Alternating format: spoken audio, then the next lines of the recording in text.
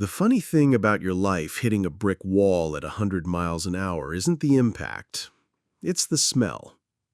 In my case, it was a cloying mix of vanilla buttercream, cheap champagne, and the distinct aroma of industrial-grade desperation. Our wedding reception was in full swing at one of those painfully chic converted warehouses in San Francisco, the kind with exposed brick and Edison bulbs that cost more than my first car. Everything was perfect, which is always a dead giveaway that things are about to get messy. I was making the rounds, shaking hands, accepting back pats from uncles I hadn't seen in a decade. Ashley, my bride, was a vision in white, flitting through the crowd like a social butterfly on a mission. And then my cousin Leo, a man powered exclusively by gin and poor impulse control, stumbled over to me. His eyes were wide. "Zach, dude, we have a problem." I figured he'd lost his wallet or hit on the wrong bridesmaid. "Leo, whatever it is, just throw money at it and apologize tomorrow." "No, man, this is a thing." He pulled me toward the bar, his voice dropping to a conspiratorial whisper that could still be heard in the next zip code. I was outside grabbing some air, saw Ashley by the service entrance. My stomach did a slow, cold flip. He wasn't smiling. She was with the drummer. You know, the guy with the stupid ponytail? Of course I knew him. He'd been hitting on everything with a pulse during their set breaks. A real class act. I just figured his standards were high enough to exclude the bride. A classic miscalculation on my part. She wasn't just talking to him, Zach. Leo took a long, shaky swig of his drink. I heard her say it. She told him, just get through tonight. Be patient. In 6 months, it's all ours. And then He winced. They kissed, man. It wasn't some friendly peck. My brain went quiet. The booming bass of the DJ, the laughter, the clinking glasses, it all faded into a dull, distant hum. Ours. What the heck was ours? I wasn't some tech billionaire. I was just a guy with a decent job and a bit of family money I hadn't even touched. A bummer for sure, but the word ours felt structured. It felt like a business plan. I glanced over at our wedding cake, a 5-tiered architectural marvel, white and pure, crowned with a goofy little figurine of a couple that looked nothing like us. It was a monument to a lie, already starting to sweat under the warm lights. It looked fragile, vulnerable. What poetic. What's the protocol for this? Do you flip a table? Do you run out screaming? Nah, that's not my style. Instead, I walked calmly over to the DJ booth, took the microphone, and waited for the screech of feedback to silence the room. "Hey, everyone. Can I have your attention for just a second?" 200 smiling faces turned to me, their phones up, ready to record a heartwarming speech. This was going to be way better than that. Ashley looked at me from across the room, a perfect, dazzling smile plastered on her face. It was an expression of pure, unadulterated victory. For what? I was only just beginning to understand. But the game she was playing? It just got a new rule book, and I was the one writing it now. You know, they say silence is golden. When you've just dropped $100,000 on a wedding, it's pure, unadulterated platinum. For a solid 10 seconds after I took the mic, the only sounds were the hum of the industrial-grade air conditioning and the soft clinking of ice in 200 glasses. I drank it in. Ashley's smile was still locked in place, but the edges were starting to fray. She had no idea what was coming, but her animal instincts were probably screaming at her. Good. I just want to take a moment to thank you all for being here, I began, my voice smooth and level, the kind you use in a quarterly review. To my parents, to Ashley's parents, thank you for your generosity and for raising such a goal-oriented daughter. A few people chuckled politely. Ashley's mom beamed. Not for long. I also want to give a special shout-out to the band tonight. What a performance, right? I made eye contact with the drummer, the guy with the stupid ponytail. He gave me a little salute with his drumstick, a smug grin plastered on his face. He was probably still high off the adrenaline of his back-alley rendezvous. The poor jerk thought this was his big break. Oh, it was a break, all right. Just not the kind he was expecting. I saw the flicker of panic in Ashley's eyes as I held the drummer's gaze for a beat too long. A tiny bead of sweat traced a path down her temple, threatening the masterpiece of her professionally applied makeup. That was my cue. You see, a marriage is a lot like a startup, I continued, sweeping my gaze across the confused faces. You pour in your time, your money, your heart, all your capital. You believe in the mission. You believe in your co-founder. You dream of building an empire together. I paused, letting the silence stretch again. And sometimes, if you're very, very lucky, you discover before you go public that your partner has been planning a hostile takeover with a consultant you hired to play Uptown Funk. A single fork clattered onto a plate somewhere in the back. The sound was like a gunshot. The room had gone from a party to a hostage situation, and I was the guy with his finger on the button. Ashley's face was now a mask of pure, white-hot horror. Her mouth opened, but no sound came out. She looked like a perfectly sculpted ice sculpture 5 seconds after someone turned a blowtorch on it. Beautiful, but melting fast. What was she even thinking? That I'd scream, throw a punch, get wasted and cry in a corner? It was all so primitive. This was San Francisco. We don't duel with fists. We dismantle people with carefully worded statements and strategic financial maneuvering. It's cleaner. It's better. So, effective immediately, this particular startup is being dissolved. The marriage is annulled. But I believe in silver linings, so in lieu of gifts, I've decided to make a substantial donation in our name. All of them. In fact, after liquidating our shared assets, I'm setting up a trust. I gave the drummer a bright, encouraging smile. I'm calling it the Patient Musician Fund, because I was so inspired to hear that patience is a virtue some people value so highly. Screw it, let's get you a record deal. As for Ashley, I let my eyes find hers one last time. She's now officially a free agent. The market is all yours. I set the microphone gently back on its stand, the soft thud echoing through the dead air, and walked away, leaving the wreckage behind me.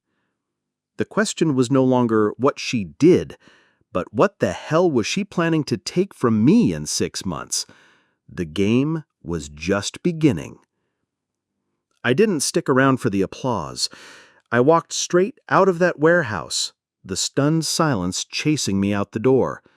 My own parents just stared, their faces a perfect 50-50 mix of horror and, if I'm being honest, a sliver of pride.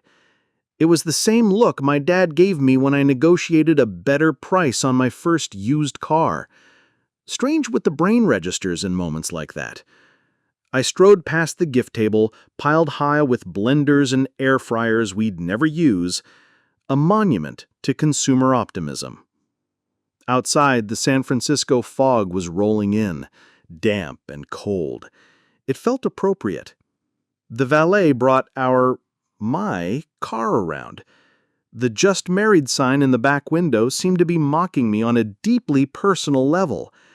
The waiting limo was still there, the driver looking bored, waiting for a happy couple that had just been unceremoniously discontinued. Screw that. I waved down a passing taxi. A guy's gotta have some standards. The ride back to the apartment was a blur. The whole time my brain wasn't processing the humiliation or the heartbreak. That would come later, probably around 3 a.m. with a bottle of something expensive. No, my mind was stuck on 2 words: all hours. And the timeline? 6 months. It wasn't the clumsy phrasing of a cheater. It was the language of a business deal. What happens in 6 months? My thoughts raced through our finances. We'd signed a prenup, a pretty ironclad one, or so my lawyer claimed. My own assets were protected. So what was the hours she was after? I walked into our apartment, the one she'd spent months decorating in 50 shades of beige. It didn't feel like home anymore. It felt like a crime scene where the only thing stolen was my future. The air still held a faint trace of her perfume, that sandalwood and vanilla scent that I used to find intoxicating. Now it just smelled like liability. Was any of it real, or was I just a long-term investment she was waiting to cash out? It's a real bummer when you realize you might have been the dumb money at the table the entire time. I needed to see the game plan, the real one, not the seating charts and floral arrangements, but the one where she and ponytail drummer boy rode off into the sunset with a hefty chunk of my life. Her laptop was on the kitchen counter, open. Too easy. That would be wiped clean. I wasn't dealing with an amateur here. Then I remembered the work phone. A cheap prepaid smartphone she claimed to use for freelance clients to keep her personal line clear. She was always so cagey about it. I'd thought it was just her being weirdly professional. Goofed on that one, didn't I? I started tearing through her office, then her closet. I was wired, fueled by a cocktail of adrenaline and stale wedding cake. I plunged my hand into a canvas bag in the back of her wardrobe, the one she used for weekend trips. Tucked into an inner pocket, my fingers closed around the cold, smooth plastic of her burner phone. I pressed the power button. The screen lit up. Passcode protected, of course. My first guess, our anniversary date, failed. My second, her birthday, failed. One more try before it locked me out. It was a long shot, a Hail Mary, the registration number of the ship from that nerdy sci-fi show we'd both claimed to love, the one she'd always joked would be our future kid's middle name. The screen unlocked. My breath caught in my throat. It wasn't the string of texts to the drummer that greeted me. It was a calendar alert for next Tuesday, a meeting confirmation, and the name of the other attendee sent a jolt of ice water straight through my heart. It was a name I knew all too well. Richard Sterling, my father's longtime wealth manager, the man who held the keys to my entire family's financial kingdom. There are 2 people you're supposed to trust unconditionally in this life, your doctor and your wealth manager. The first one keeps you from dying. The second one makes sure you don't die broke. I've known Richard Sterling, or Richie, as I was forced to call him at stuffy family Christmas parties, since I was 10. He's the guy who taught me the difference between a stock and a bond, a man who smelled perpetually of leather-bound books and quiet old money confidence. Seeing his name on Ashley's burner phone felt wrong. It's like finding out Mr. Rogers was secretly a black market arms dealer. My mind raced, trying to connect the dots. Was this a recent thing? Did Ashley seduce this 60-year-old family man, a guy who probably thinks a wild night involves port wine and a crossword puzzle? It felt lame, and way too simple for a scheme 6 months in the making. What did she have on him? What could she possibly offer a man who already managed a fortune large enough to qualify as the GDP of a small island nation? The burner phone was mostly clean, professional. Just a few contacts, an encrypted messaging app I'd never seen before, and that calendar. No mushy texts, no digital trail of breadcrumbs leading back to the drummer jerk. This phone had one purpose, and it wasn't for sexting a failed musician. This was business. I tapped on the Notes app. It was empty, or so it seemed. I've spent enough time around tech bros to know you always check the recently deleted folder. Bingo. One item, deleted. Yesterday. The title was just a string of numbers. I restored it. It wasn't a note. It was a screenshot. A single paragraph from a dense legal document.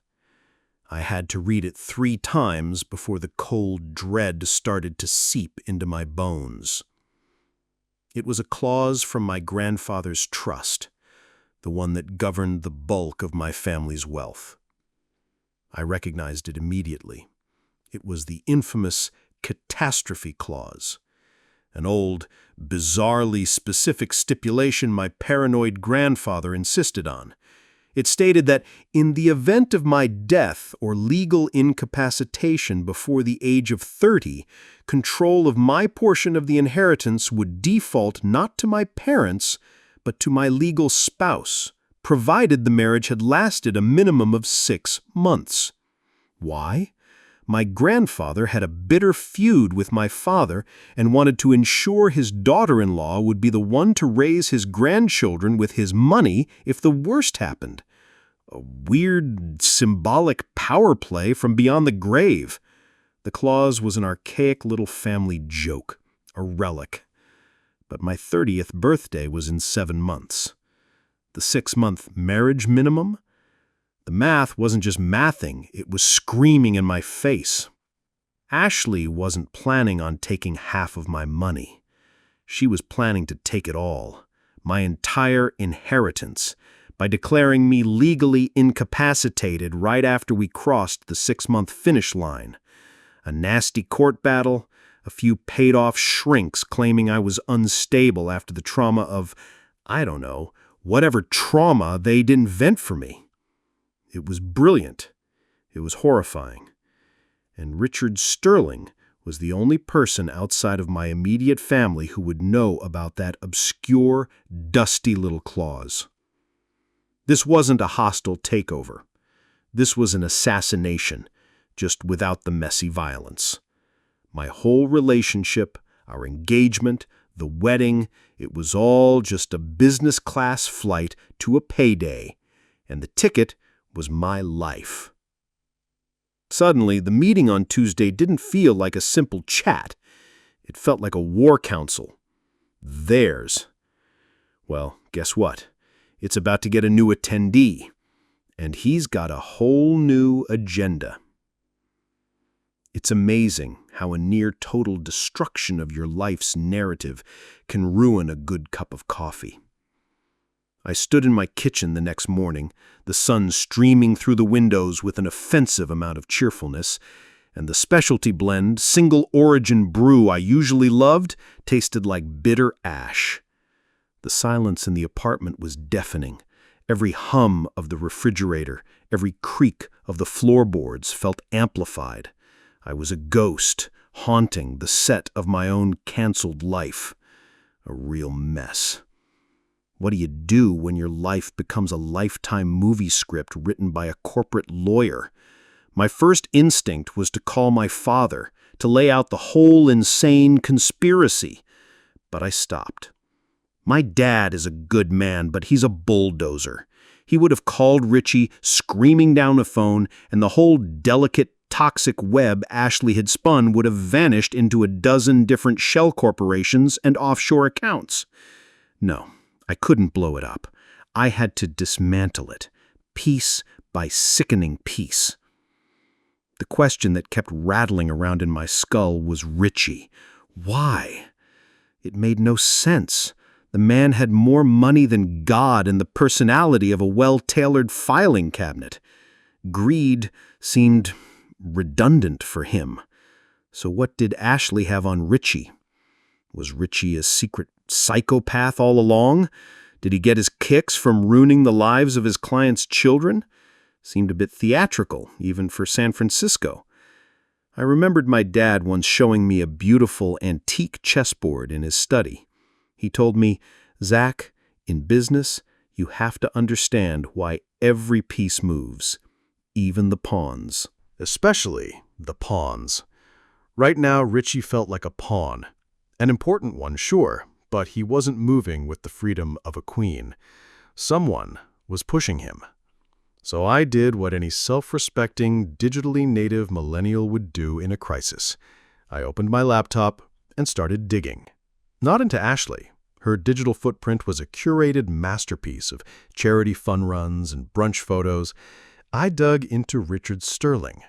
The public stuff was squeaky clean. Board positions, philanthropic donations, a pristine reputation.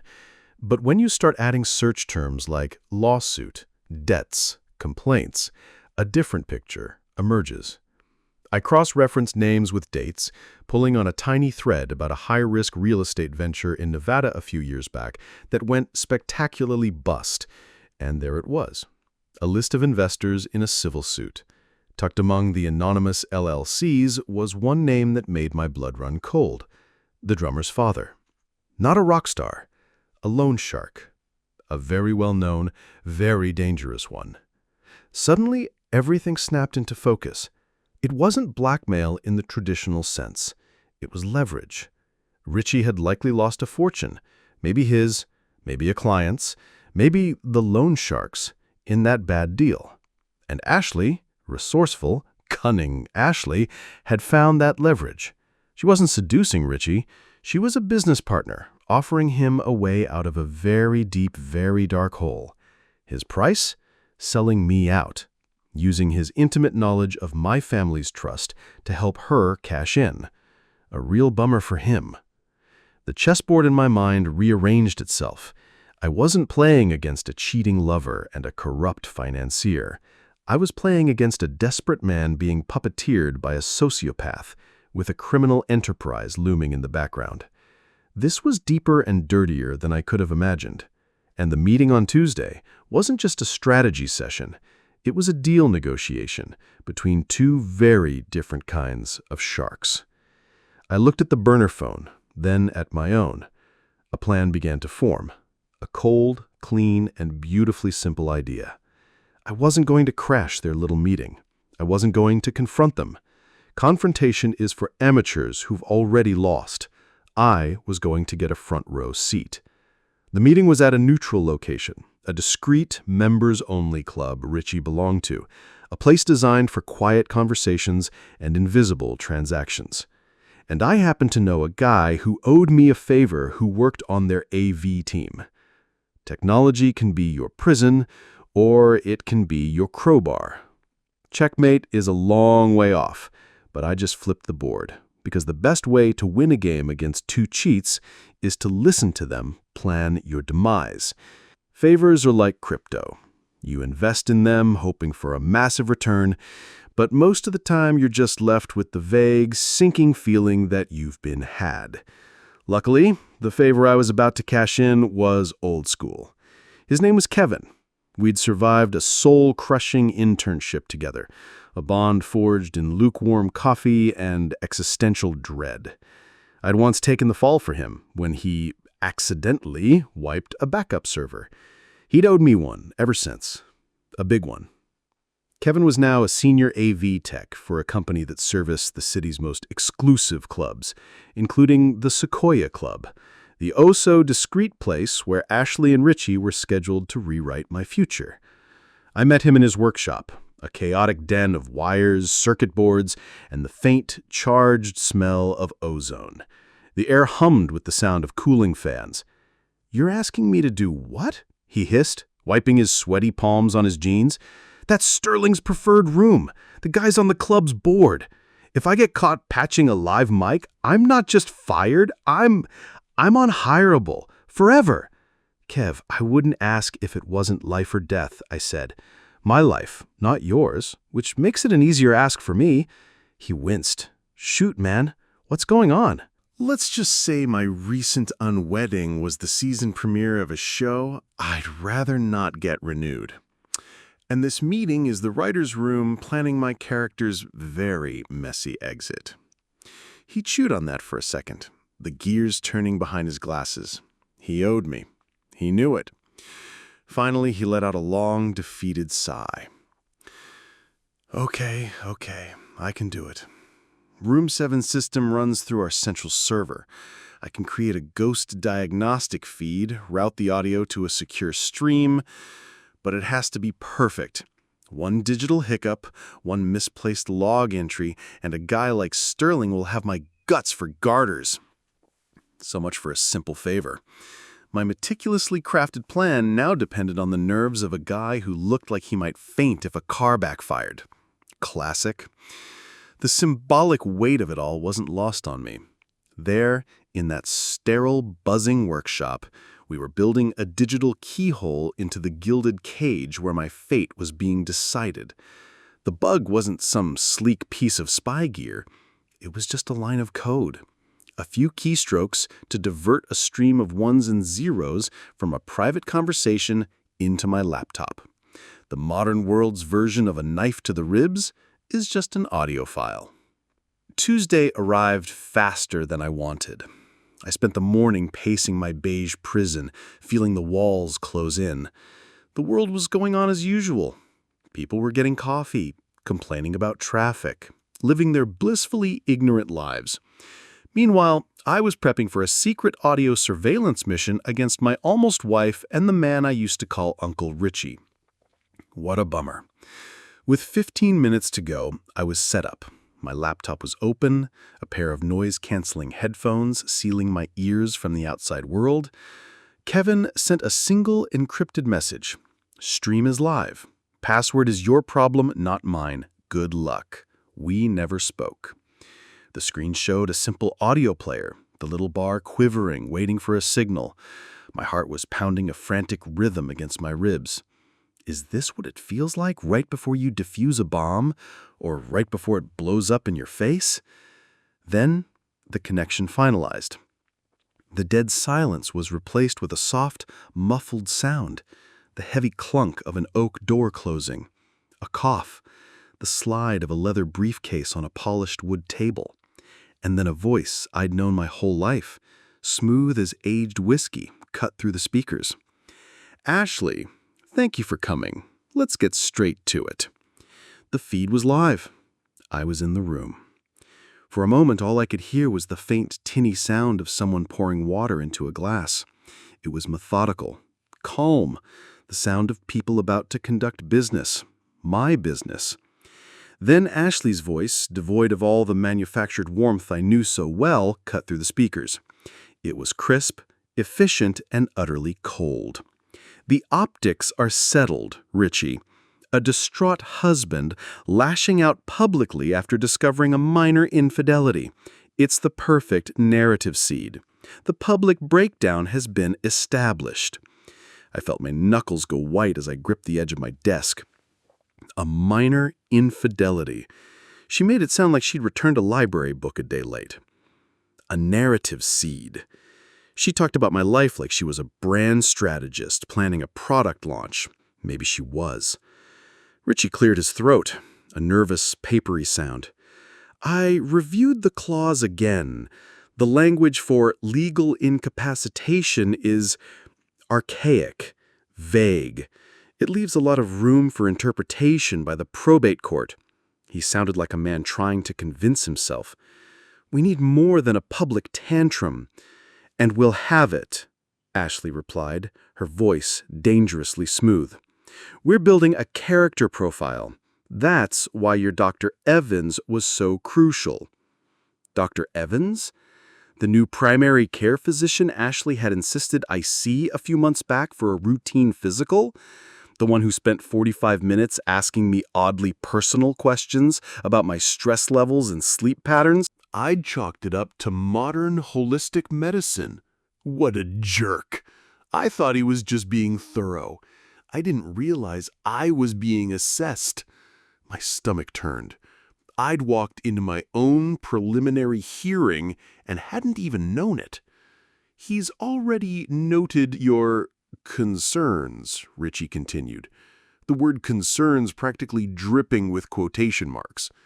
About my erratic behavior and memory lapses? I muttered to my empty apartment, a cold fury rising in my chest. All those times she'd playfully corrected me about a date or a detail I'd supposedly forgotten. It wasn't a cute couple quirk. She was building a data set, a portfolio of my engineered incompetence. Then came the part that made my blood freeze. "The supplement regimen Dr. Evans suggested will accelerate things," Ashley said casually, as if discussing vitamins. "The active ingredient creates a mild brain fog, confusion, short-term memory issues. Entirely legal, entirely untraceable. In a few months, your concerns will look like a diagnosis, Richie, and his signature on a durable power of attorney will look like a blessing." The little bottle of all-natural focus enhancers on my kitchen counter, the one she'd sworn by, bought for me to help with a stressful project at work. I'd been taking them every morning for the past 2 weeks. The symbol wasn't the legal document. It was that innocent-looking little bottle of pills. The weapon was already inside the castle walls. Heck, I'd been taking it with my morning orange juice. My vision started to swim. Was the slight headache I'd had for the past week a real headache or a manufactured one? Was I really more forgetful lately, or had she just made me believe I was? It was a virus planted directly in my brain designed to make me question my own reality. It was a strategy of such insidious, quiet violence that it made a punch in the face look like a love tap. I looked at my hands. They were trembling slightly. Or were they? A wave of genuine panic washed over me. Could I trust anything I was feeling right now? This was their endgame, not a dramatic courtroom battle, but a slow, quiet erosion of my own sanity, served up with a smile. The 6-month clock wasn't ticking toward a legal filing. It was a countdown to my complete and utter unraveling, and the timer had started weeks ago. I clicked the stop recording button. The silence that rushed back into my ears was heavier this time, thick with a truth that was more poisonous than any pill. My first instinct was pure, primitive rage.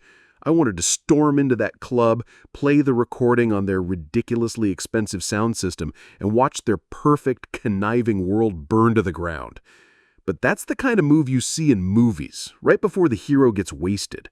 I'm trying to win, not just make a scene. I walked into the kitchen and stared at the bottle of focus enhancers. It sat there on the granite countertop, looking so damn innocent.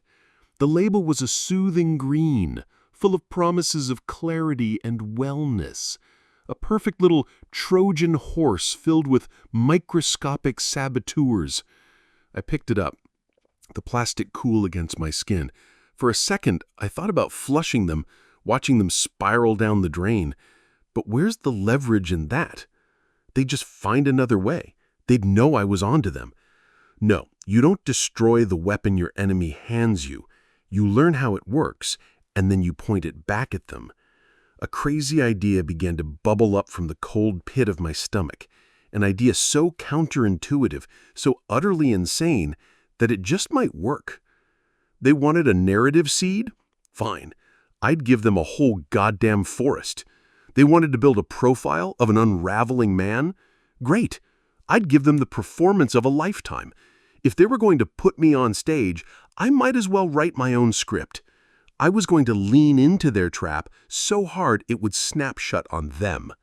What if I started providing the data points myself? Not just the ones they were manufacturing, but new, more spectacular ones. What if the brain fog got creative? The memory lapse is more strategic. They think they're observing a specimen in a lab, but the mouse is about to start running the experiments. It's a real mess of a plan, but it's the only one I've got. To win, I have to lose my mind, or at least make a very convincing impression that I have. My hands were steady now. The tremor was gone. That flash of panic had burned away, leaving something cold and hard in its place. I unscrewed the cap of the pill bottle. The soft, papery scent of the cotton ball inside hit me, a smell of clinical deception. I thought about the names involved: Ashley, Richie, Dr. Evans, the drummer jerk, his loan shark father. It was a whole ecosystem of parasites, and I was the host. A single question remained.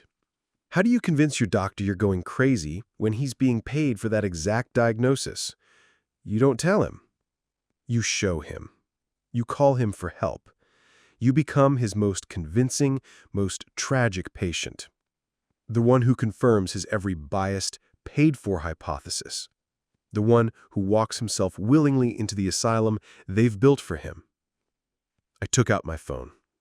My thumb hovered over my contacts list, a gallery of people who now felt like strangers. I scrolled down to D, Dr. Evans. My finger trembled for real this time, but it wasn't from fear or the pills. It was the thrill of the opening move. The curtain was going up. I pressed the call button, took a slow, shaky breath, and prepared to deliver my first line. "Dr. Evans?" I said, letting a carefully constructed note of quavering panic into my voice. "It's Zach. I think something's really wrong with me. Ashley was right." The hook was in the water. Now I just had to wait for the sharks to bite. The line clicked. Dr. Evans' voice was a practiced balm of synthetic empathy. "Zach? What's the matter, son?" The word son was a nice touch. A little sprinkle of condescending paternalism to go with the poison.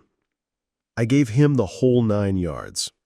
I told him about the fog, about misplacing my car keys, twice, about a whole 20-minute conversation with my mom that I apparently couldn't remember having had. I made sure to let my voice crack. I was pitching an Oscar-worthy performance to an audience of 1, and he had a front-row seat. "I see," he said, the sound of a pen scratching on a paper echoing faintly down the line. Scribble scribbled, documenting the downfall. I could practically hear him thinking, "This is easier than I thought." "Zach, the most important thing is not to panic. Stress can exasperate these symptoms. Ashley mentioned you had been under a lot of pressure." He laid the foundation for her narrative beautifully. He was good. Or just well-rehearsed. "Yeah, I guess so," I mumbled, as if a thought was a heavy object I could barely lift. It feels like my brain is full of static." I let the silence hang there, a testament to my manufactured confusion. What's scarier than losing your mind? Pretending to, and realizing you're a little too good at it. "I want you to come in. First thing tomorrow. We'll run some tests, get to the bottom of this. And keep taking those supplements. They're designed to help with cognitive function." The doctor took the bait. Hook, line, and stethoscope. After hanging up, I walked to the kitchen, opened the bottle of focus enhancers, and dumped every last capsule into the toilet. I watched them swirl away, small white flotilla of betrayal. It was a purely symbolic gesture, but a satisfying one. The bottle itself, however, was now a crucial prop. I kept it, refilling it later with harmless sugar pills from the corner store. My commitment to wellness had to appear unwavering. Now for Act 2. The conspiracy had 2 pillars: Ashley's ruthless ambition and Richie's quiet desperation. Ashley was a rock. She wouldn't crack. But Richie? Richie was already broken. He was just being held together by the promise of a payday. It was time to start chipping away at the glue. A burner phone is a wonderfully impersonal tool. I bought one from a vending machine at a laundromat, a place that smelled of bleach and regret. I drove to a public library 2 towns over, connected to their anonymous Wi-Fi, and composed a text. This was the delicate part. I couldn't reveal my hand. I just needed to introduce a new player into their game: paranoia.